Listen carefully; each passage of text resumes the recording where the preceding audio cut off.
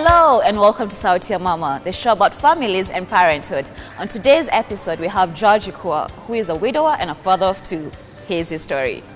Firstborn is Peter Daniel Ikua. He's 8, and Jasmine 6 Gadigia, who is 5. I run a business travel service called TravelX and a discount program called The Network. Oh yeah, man, Janet. Yeah, of course, like a quarter century. It's 15 years old. Man, that's many years. How did you meet her? Lost, looking for a toilet. Going to Phoenix Theatre. So with my friend, I'm going to Phoenix Theatre, and someone, I don't know, tells me the lure where they're not. So it's a store. Like, I was pressed, so I ran, zip, ready to unzip. And unfortunately, when I opened, I saw brooms. I'm like, okay. But when I closed the door, down here was a girl looking at me laughing. And she just told me, hey, I think you're looking for the bathroom. And it ends up that night that the same guy had come to pick her and another gentleman. And that's when we first met. And had a very interesting night. And on Monday, she called me. I think we went for coffee on that evening. I think I saw her ever since. Dated for 6 years. Married for 8. Wow, it's just... if you knew Janet was one of the most headstrong human beings you'll ever find. And I'm pretty headstrong myself. So that made a very interesting relationship. We had a raucous time. We did things our way. We would fight it out properly. We would love each other. We would live in our own little bubble and do our way. And I always knew she was my greatest defender, and I the same. And I walked with her the journey. At one point, she became my boss. She convinced somebody she convinced her boss to employ me. Madness. When I got in there, then he looked at me and he realized he cannot control me, so he made her my boss. And then she turned into a real tyrant boss. It was chaotic. After that, I left. Then I watched her get into the media world, and she got into Out and About. That was interesting. Traveled around a lot with her. Really traveled this country with her. And then when she got into news and all that. And for me, I was running software companies, and I was really trying to get my foot in all the companies, because I was doing serious startups. You jaribu, it fails, you jaribu, it fails. And I was doing that. She was always my co-director. Always my co-director in whatever venture I did. So I look at it more as a yin-yang kind of couple who lived in their own battle, did their own battles, did their own love, did their own thing for about 14 years. That's why it was so easy at the end to stand with her, because it's your partner. It's not a job. It's somebody you've been with for forever. Yeah. Got married in... Don't quote me. Mm-hmm. All right. Got married. Mm-hmm. Got married 2008. Got to 2008. Spent about 2 years. And then 2010, April 5th, Pedro was born. I actually cut his umbilical cord. Janet insulted me for about 6 hours straight. And after insulting me, I cut the umbilical cord. And the baby was born gray. I was a bit surprised by the color, but he turned brown a bit, I think, after a day or two. But that was very interesting. First experience of childbirth and being in the ward. All the myths are true, but it was a proud moment. And then after that, 3 years later, Jasmine 6 was born. There was the hospital somewhere in Lavington that the former president took over to be his office. He was born there, and sadly, I had all intention of cutting her umbilical cord, but due to the nerves, I stepped out to take a stiff drink. In the middle of the stiff drink, Jasmine popped out, and that time I came back, I was a father of 2, and that's the journey to fatherhood, if I can say so. Pedro, extremely brilliant. Basically, looks like the mother. Absolutely looks like the mother. Very soft soul. Very extremely smart. Leader in the school. He got the stage gift of the mom. So on stage, he's always the one who opens the school days, the school plays, always having multiple roles. So very confident on stage, extremely smart, but very shy in person. Much shorter than the average 8-year-old, but extremely a very kind soul, if I can say that. Got the mother's. Okay, I already said he looks like the mother, but got the mother's self drive, if I can call it that. Very self-driven, very keep to themselves, come alive on camera or on stage, but in person, recluse, not very good with new people, but eventually warms up, extremely loyal. Jasmine, Yan is me, noisy, very noisy. She's here somewhere. Very noisy, very loud character, fantastic stories, hearty laugh, create stories. Half the time we're trying to decipher, is it the truth or has she made up story? Very protective of her brother while being very competitive with him. Very good with math, surprisingly.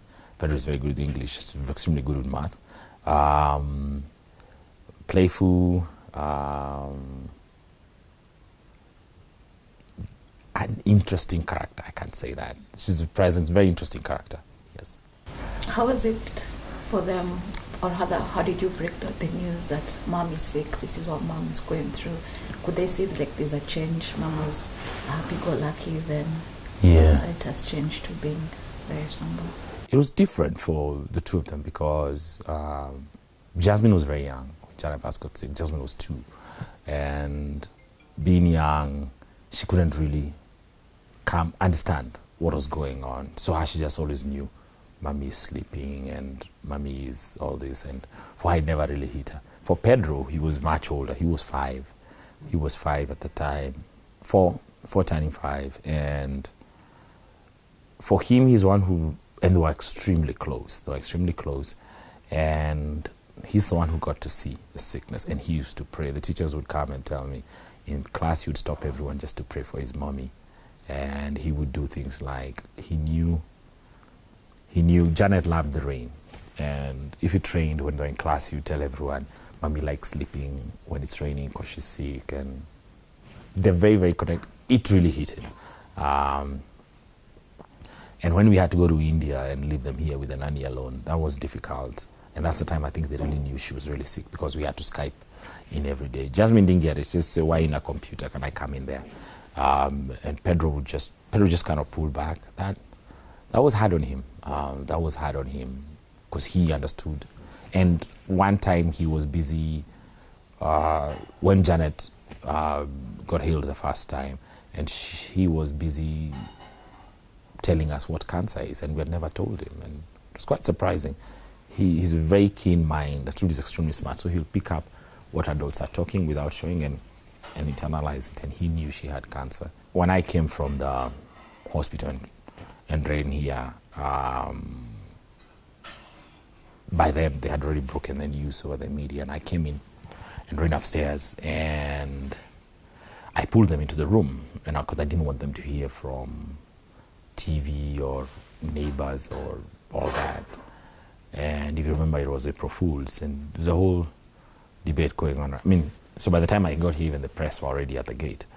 So I dragged them upstairs and told them Mommy has gone to heaven. And Jasmine asked, so when is she coming back? To hide. Okay. She's like, she's gone to the market, so is she coming? And Pedro just said, so she's dead. He was very cold about it. But something interesting happened that night.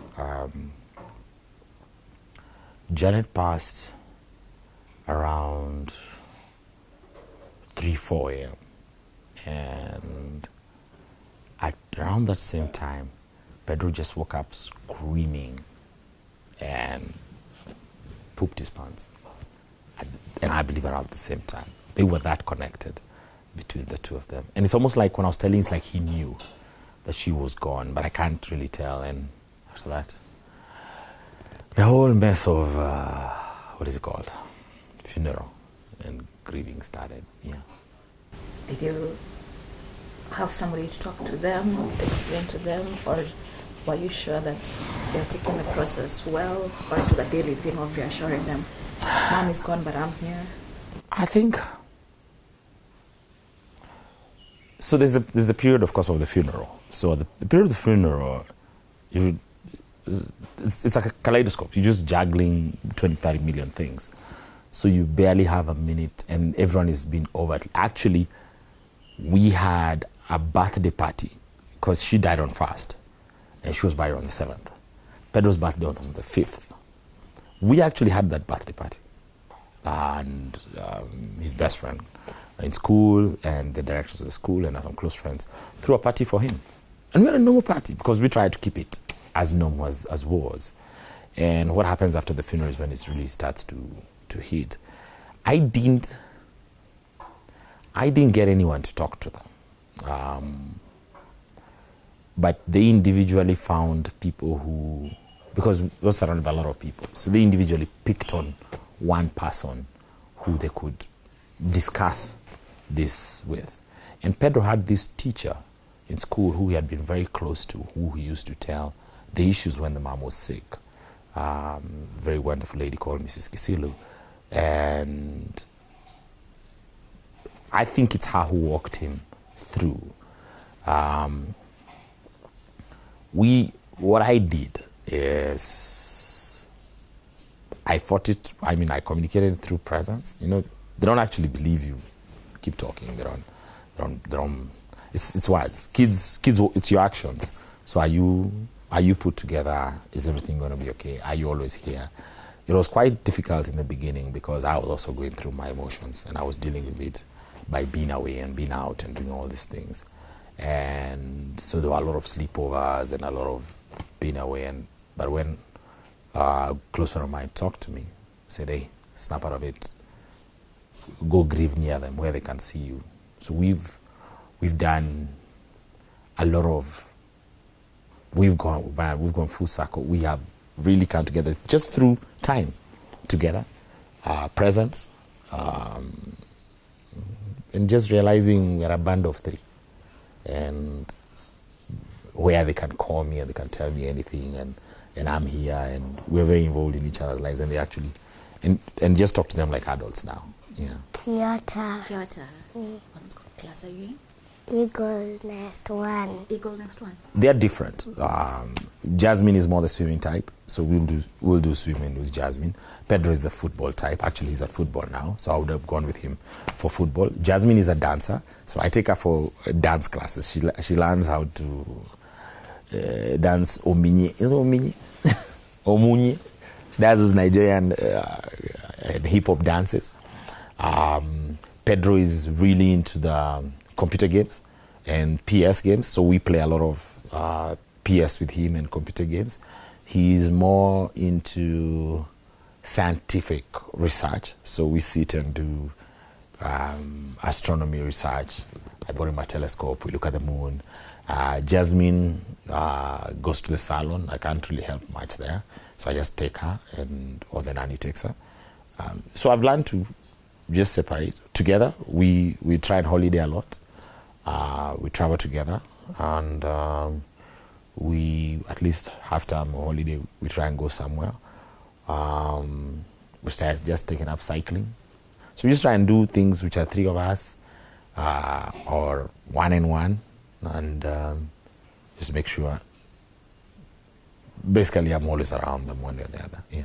I thank for these two beautiful kids, and it has gone such a full circle. The kids now talk about her openly, where even in school, for example, in Jasmine's class, there's a time the teacher says, "Hey, all of you, make sure you tell your mommies tomorrow." And Jasmine, before it used to affect them, now she doesn't. Now she just says, "You know me, I don't have a mommy, but I have a daddy," you know. And it's now a very open conversation. What I did is that I didn't hide Janet from them. And I didn't sugarcoat the fact that she's gone. So we go through, like we would sit here and watch my wedding video. And we watch it and I would explain and we would laugh about stuff. The photos are all over the place.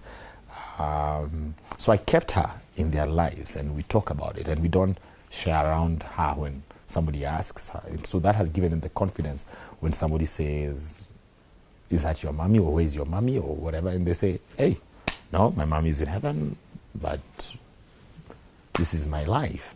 So I made them not to feel ashamed about it in any way. And that has really really worked well for me, yeah. Do you think the past year you guys, you and Pedro and Jazz have become much closer? Oh yeah, man. Like, there are things I didn't know about them. The thing is, even when Janet was sick, I had to step in on both roles.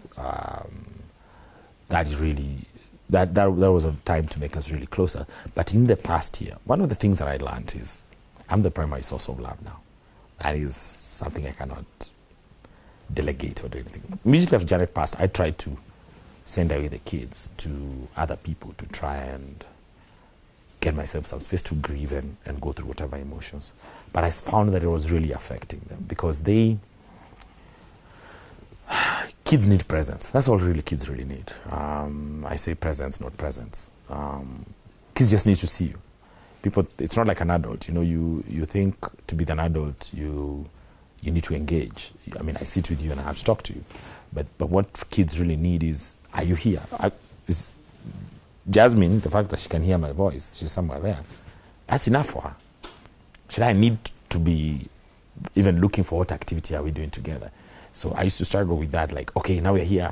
Am I helping you? What are we doing? No, they just want to see you. So by virtue of spending a lot of time together and having to open extremely serious lines of communication where they are free to speak anything, has made us very, very close and separated our relationship. So it's not me and the kids, it's me and Jasmine, me and Pedro. And then now I've also learned to exclude third parties. However well-intentioned, it never ends. How do I put it this way? What you want for your child and what somebody else wants for your child, however good intention, are never 100% the same. And you'll always struggle to marry the two. So what you do is that you communicate on a consistent basis to your child. This is where I see you going and I hope for you. And then you look for people who support that kind of environment. So it doesn't help when, for example, because they don't have a mom, I have to make sure they're able to tell me all stuff, not just stuff they would tell a dad. And if that's the case, then they cannot be with a nanny who does not allow communication. They cannot be with an auntie who is authoritarian or totalitarian because she wouldn't allow dialogue. And while I'm busy promoting. So you have to look for people who promote the kind of thing. And that has really helped with that. So I usually know when Pedro has got somewhere and something has made him sad, I'm like, okay, there's something there. I know Jasmine when she's playing, because Jasmine can cook all manner of stories. So I can now tell Aaron is lying, Aaron is not lying. She's saying serious. Yeah. And has there been like a mother figure, let's say, around her life? Multiple. When we started out, and when Janet passed, the typical reaction was look for a mother figure, poof, plug and play, press go. But that struggles because whoever it is that you're putting as a mother figure has their own life and their own things that they're going on. And you're actually delegating, like you're saying, like, take all this. And so my theories at the time of sending them and saying, this is your mother figure, this is what you're going to do, didn't work too well. Not because that there was no good intention or the person was not willing to be there, but it's everyone gets busy. So when you make a child needy to one person for the mother part and they're not getting it, what happens next? So that's when I had to come full circle and realize I am the mother figure. So I have to give that. I have to learn to double as the father and the mother, and ask and open this line. Which I said it's a communication. We had a nanny for 7 years, and immediately after Janet passed, she declared pregnancy. Not mine, anyway. Yeah, c'est la vie. So that was a shocker. So now she had to leave to go and get the baby. She would start from ground zero again. And that was hard, because that was almost like the semi-mother figure. That lady had raised Pedro since he was 6 months. She had picked up Jasmine from hospital. When we went to India for all that time, she's the one who was left with the kids. So she was literally like Jasmine's mom. And then that was hard to lose her. That was really, really hard to lose her. And I kind of felt lost. And those are the things that just taught me. You know, it's I tell people, man, it's you. You are the mother figure. You can wish for grandmothers, but they're not here. I mean, a grandmother is living her own life, and she's not moving in. She's a swinging by. You can't be a swinging by mother figure. They have a godmother. She's living, she's busy, she's working. She has my sister. She has Janet's sisters. And more important than all these people have different value systems from what me and Janet were trying to create. So it really becomes it's up to you. I mean, it just goes back to you. Yeah. What do you think this process has taught you? Oh, one, you're alone. You're so alone. Not badly. I know people say, oh, are you abandoned? No. Your child is yours. Don't get it twisted. The child is yours. It is not something you can delegate. And I wish people would just get that in their head. It is not the idea to go and look. And you're not broken. You're not half a parent. You're a full parent, right? And it has taught me that you are the custodian. In terms of parenthood, you're the custodian of this child's future. When I ask people what they want for their child, when I ask people, what do you want your child? Where do you see your child in 20 years? A few people will come and say a doctor, a lawyer, a banker. But is that it? Is that really what you want? What you really want for your child is your child to be articulate, confident, exposed, and empowered. Those are the things that you want. And those things cannot come from somebody else. Your child's confidence will not come from someone else. Your child's articulation and ability to express themselves will come from you because you open the lines of communication. Your child's exposure will come from the environments you put them in. Enabling and empowered is, have you given them the resources to do whatever? You really don't. I mean, I grew up in Nyeri to a single mother. I mean, not a single mother. God, my mother is married. Sorry, Dad. Who were raised by my mom, who was primarily, and she was a primary school teacher. I mean, we didn't have a lot of resources. But that never sounded like an impediment all through growing up. And so it's not about money or resources, but she gave us confidence. She gave us articulation. She gave us exposure. And we were empowered to go and become who we become. And I can confidently say we pretty much all turned out okay. So it's not about providing and saying I need to leave my children to have the best. No. You need your children to be extremely confident in whatever it is, that environment that you have been able to get for them. Yeah. There's a temptation to sell a pity story, right? And I think I chatted with you a bit earlier about this. This pity is, the sad truth is that there's someone dying every day, right? This is not the worst that could happen. I mean, I'm in a widowers group. I'm in a widowers group with a gentleman who lost his wife and triplets together. She was pregnant with triplets. We cannot have the same discussion. I cannot be here playing victim. What about him? He wishes he had my problems. I have another one who, in my group, has the wife died giving birth to triplets. He has 3 infants. His problems are very different from mine. I have another one who was an infant, and I have another one who had been with the wife for over 40 years. 40 years means you're literally dependent on this person. You cannot jumpstart. So it's not as bad as they like to paint it. So don't sell the pity story. Grieve, mourn, pack it there. Say, like I always say, I celebrate Janet and the things that we had. But really, life has a way of moving on. Move on with life. You know, just your kids feed off your strength.